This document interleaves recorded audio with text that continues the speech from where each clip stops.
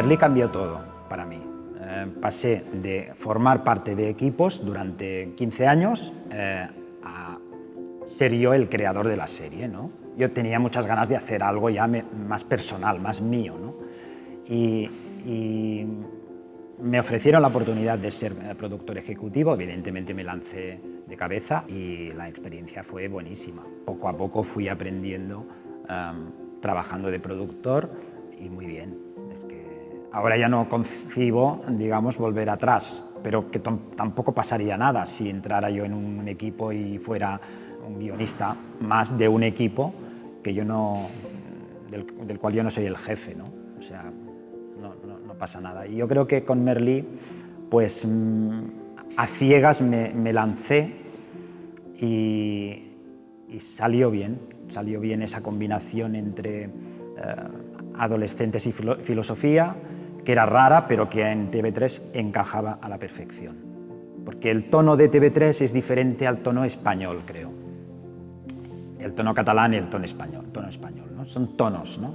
Para mí el guión es casi como una partitura. Yo no sé de música, pero tengo oído y sé tengo algunas nociones y el tono español es diferente al catalán. Simplemente diferente, no digo que sea ni mejor ni peor ni nada. Y yo creo que Merlí, si la hubiera querido vender a Madrid, no me la hubieran comprado. Nadie, seguro.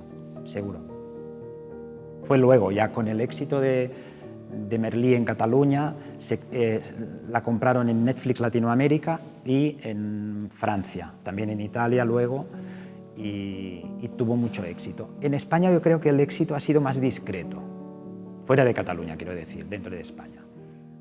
Creo que dentro de la profesión se ha valorado muy positivamente, pero no es una serie tan popular, creo, no sé, es más discreta.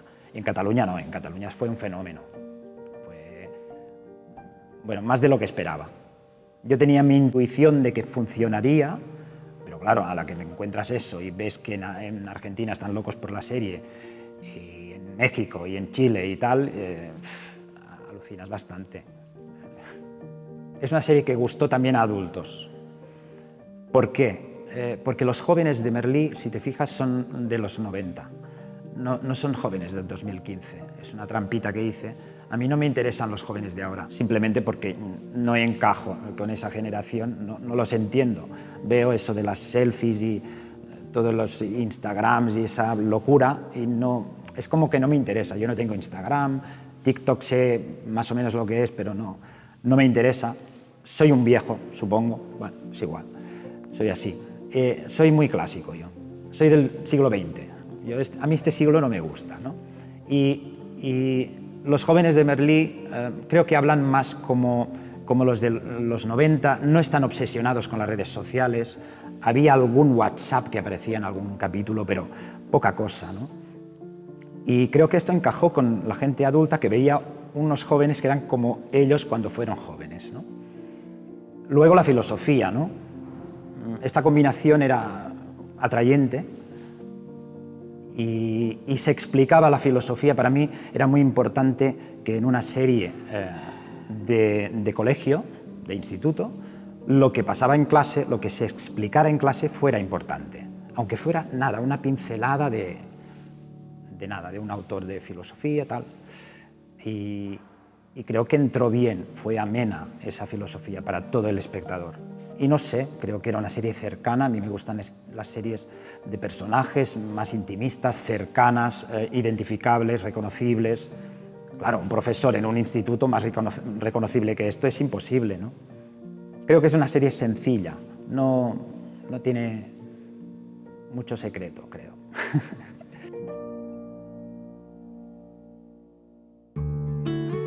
En Merlí pude escribir la serie que me hubiera gustado a mí ver a los 16 años. Visibilizar personajes gays, que es lo que yo hubiera querido. Porque cuando en los años 90 ibas al cine, que una vez al año había una peli del tema gay, decías, vale, existo. Ahora ya no pasa, porque ahora ya está, afortunadamente ya este tema no es que esté superado, pero ha avanzado mucho, ¿no? pero todavía falta. Es difícil encajar en una plataforma una serie gay, es difícil. Son consideradas series nicho, que esto es horrible, ¿no? Serie nicho. Yo no sé, aquí en Barcelona no se dice esto de serie nicho. Nicho significa que la verá poca gente, pero ¿según quién? Según un algoritmo. Claro, en la industria ahora se supone que tenemos que, o tienen que hacer caso al famoso algoritmo este de Netflix o de HBO, de Amazon o lo que sea, que es el equipo de estrategias. No sabes bien con quién hay más allá de quien has hablado en el pitching, ¿no? Ahí hay más gente y es borroso, es borroso. El algoritmo no es perfecto, ni aquí, ni en América, ni en Inglaterra, ni en ningún sitio. ¿Por qué se confía en un algoritmo que no es perfecto? Son preguntas que lanzo, ¿sabes? Que yo no consigo entender. Igual sí que funciona todo más bien de lo que parece, ¿no? Pero claro, hay tantas series y tal, y algún cambio vendrá dentro de poco, creo. Fusiones o, no sé, algún cambio, porque esto no se puede mantener, es imposible de mantener este nivel de producción tanto tiempo, ¿no? La gente ya no desea ver un capítulo, desea ver una temporada. Entonces, una serie, para mí, es eso, una serie, la novela por entregas. Cada lunes un capítulo. Esto era lo clásico, yo soy clásico, vale. Ahora no, ahora te regalan el pastel entero, 8 episodios, y te los zampas, pero no lo deseas. Es un empacho. ¿Que puede estar de puta madre la serie? Sí. El calamar en mi casa duró 3 días, está claro. Pero la manera original, por definición, de ver una serie es desear el capítulo próximo. Se ha perdido el deseo de ver un capítulo, porque lo tienes a golpe de clic, pam, pam, pam, otro. Y han llegado a frustrar a la gente porque no tienen todos los capítulos cuando HBO, por ejemplo, apuesta por uno semanal. Eso se ha perdido, pero yo creo que llevo años diciendo que volverá. Porque si la gente mira en 2 días 8 episodios, ya pide más, tiene más hambre. No puedes darle 8 episodios cada semana, ni cada 2 meses. Es imposible. Por eso ahora ruedan 2 temporadas enteras, se guardan 8 capítulos, estrenan 8, si va bien, al cabo de 2 meses ya les dan, pero luego ya no hay una tercera, ¿sabes? Es muy difícil, hay que relajarse, estamos un poco locos todos. Yo creo que poco a poco, nacen.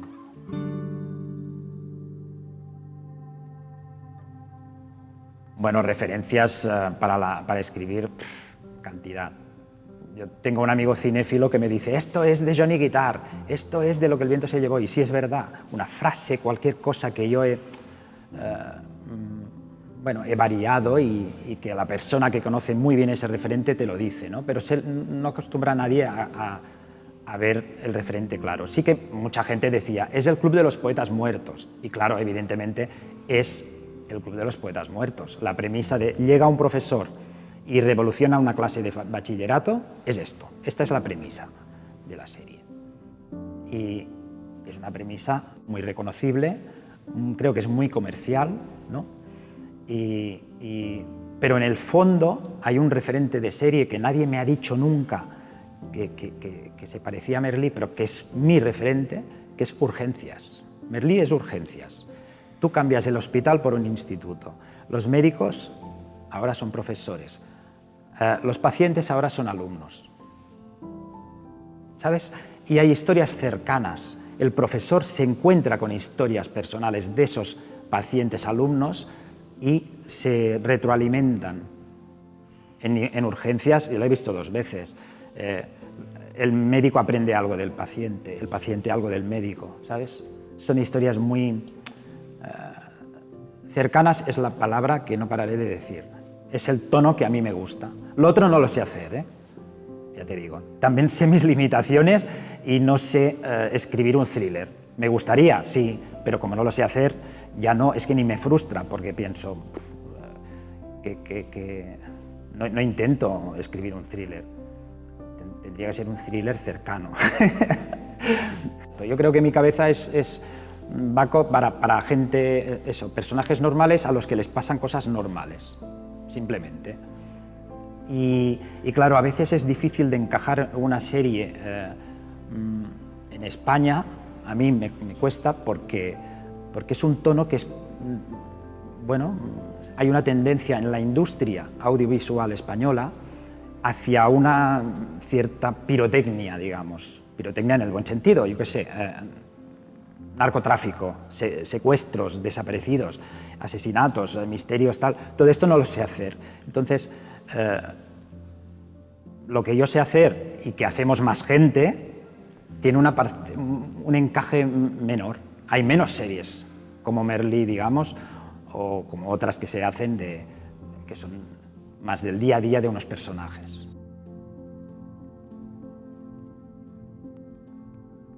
Un pitching es tu idea de serie lanzada a unos productores o a una cadena, a una plataforma, y tienes que enamorarles. Parece que no importa lo que vendas, sino cómo lo vendes, porque cuando te lo enseñan es así. Vigila cómo dices las cosas y cómo tal. Yo creo que el pitching está sobrevalorado, está mitificado. Es como, vienen los americanos y nos dejan hacer un pitching y... Esto no es español, esto del pitching, esto es americano, porque tenemos que copiarlo. Nosotros escribimos. Para mí mi pitching ideal es el que hice con Merlí. 5 páginas.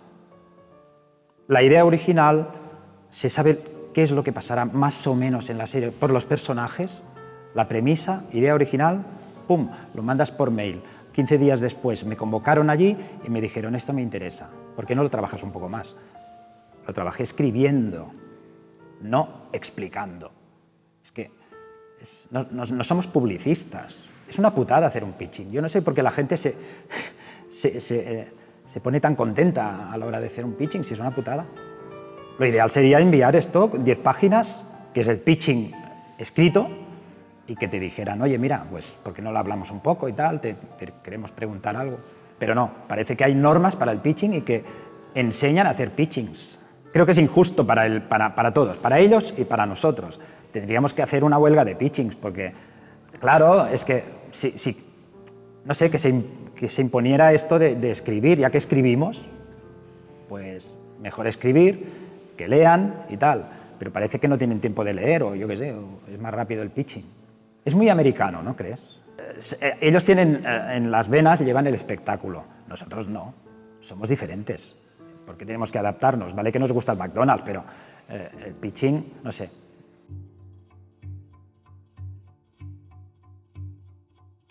Es un trabajo un poco raro, somos raros, creo, la gente que nos dedicamos a escribir. Yo aquí incluyo a los novelistas o guionistas de cine, no solo de tele, dramaturgos.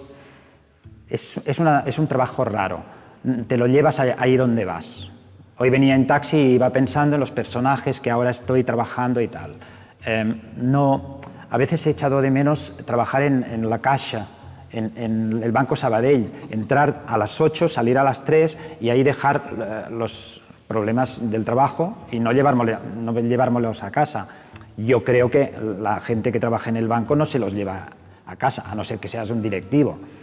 Pero no me imagino a nadie saliendo de ahí diciendo, oye, el señor Altarriba nos debe la letra, no sé, ya llegará al día siguiente, ¿no? En cambio, el guionista o el escritor, en general, pues allá donde va con la herramienta de trabajo, que no son las manos, sino que es el cerebro, porque por ahí pasan todas las ideas, las historias. Y a veces he echado de menos esto, un tipo de trabajo que no me hiciera pensar cuando cierras la tienda, ¿no? Y te acabas convirtiendo un poco en alguien obsesivo, pero también lo pasas muy bien, ¿eh? No quiero aquí dar una imagen de que somos torturados o de que no me estoy flagelando ni nada. Simplemente, pues es difícil de llevar esta parte más cansada de este trabajo. Si tienes a un co-guionista, pues hay otra perspectiva y es casi necesaria, ¿no? Es interesante. Te sientes acompañado, porque los guionistas ya estábamos siempre trabajando confinados, ya sabemos lo que es el confinamiento desde hace años, en el sentido de trabajar solos en casa. Yo cuando tenía una reunión en casa del jefe, los lunes, yo estaba contento porque socializaba, ¿no? De repente salía de mi casa y pillaba el bus, iba a la casa, veía gente, era una reunión, y de martes a domingo, pues en casa. Es lo que hay. Sí, claro, porque tienes tu deber es hacer esa escaleta, ese diálogo, lo que sea, ¿no?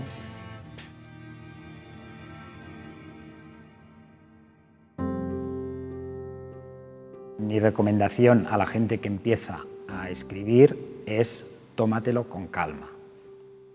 Si tienes, los que están estudiando tienen entre 20 y 30, ¿no? Tiene mucha vida por delante, mucho tiempo, las cosas están bien, que intenten entrar en un equipo de guionistas. Es que no hace falta crear tu serie.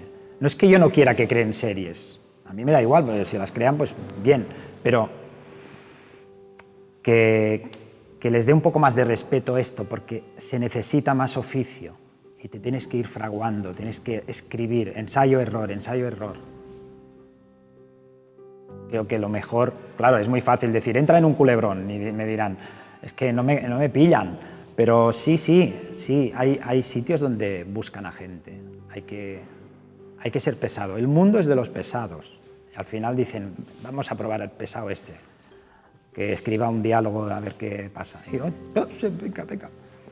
Y ya cuando has estado un tiempo, años, no sé, 3, 4, 5, 10, es igual, podrás decidir si realmente lo que quieres es crear tu serie, porque hay mucha gente que no quieren, que están de puta madre dialogando un culebrón, se lo pasan de puta madre, lo cobran y ahí se quedan y no pasa nada. ¿Qué obsesión en crear? Esto ya viene de cada uno. Yo la tenía, pero la tuve, me llegó, digamos. Yo si hubiera empezado creando una serie, bueno, no me la hubieran comprado, pero si me la hubieran comprado hubiese sido, creo, mi primer fracaso. O sea, empezar con un fracaso no me hubiera ido demasiado bien. Creo que el éxito de Merlí viene de toda una carrera con muchos trompicones y que al final, pues bueno, de repente, pues aquí estoy y a ver qué pasa.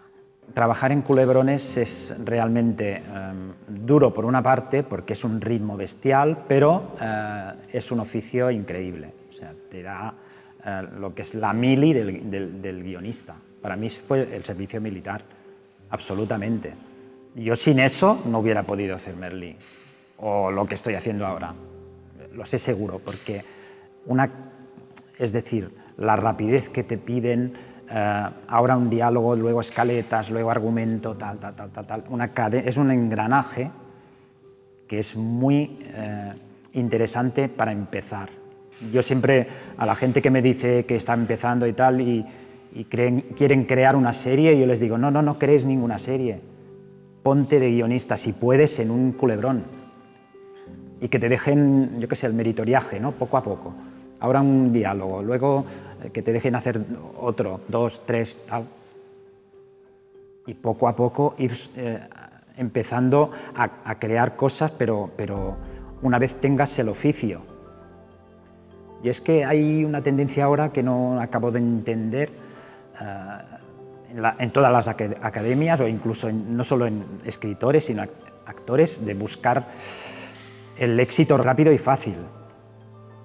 Me da la sensación de que se olvida de la cultura del esfuerzo, que era una cosa muy de los años 90, pero muchísimo. También la industria era diferente. Ahora hay unas oportunidades increíbles, ¿no? Ahora es el momento de dedicarse a esto. Pero creo que empezar por arriba es un error, sinceramente. No acabo de entender por qué se enseña o se anima al alumno a crear series cuando, con lo difícil que es escribir en una serie en la que tú no tienes que decidir nada, porque tienes que escribir como ellos quieren que escribas. escribir un guión también es adaptarse al estilo de tu jefe. Y si no te adaptas, te echan. A mí me han echado de algunas series. No pasa nada, porque mi carrera, digamos, está llena de fracasos que preceden a éxitos. Se aprende de los fracasos. También los echan, no pasa nada. Luego entras en otra, encajas, es que es encajar. Y es muy difícil encajar con el jefe de guión o la jefa de guión de ese producto concreto.